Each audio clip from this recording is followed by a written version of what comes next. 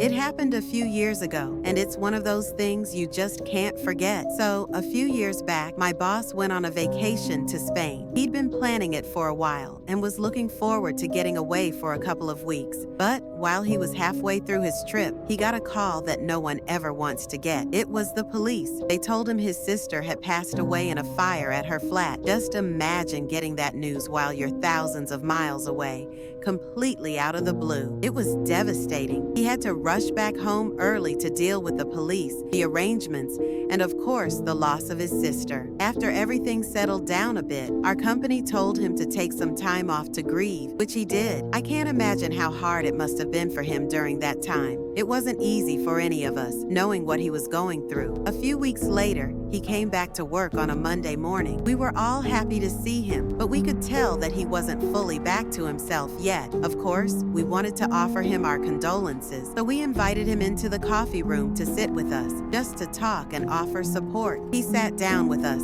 and we spent about half an hour just chatting, offering our sympathies, and letting him know we were there for him. It was a quiet, emotional moment, but we didn't want to keep him too long. After a while, he excused himself, saying he needed to get back to work. Now, here's where things get really unsettling. He walks into his office, sits down at his desk like he always does, turns on his computer, and checks his voicemail. No big deal, right? But then the first voicemail he hears completely shocks him. It was from his sister, and it wasn't some regular message.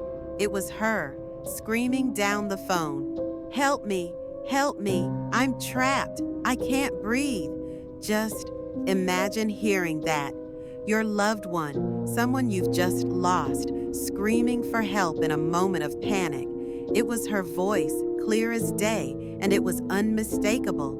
She was trapped in that fire, calling for help, right before she passed away.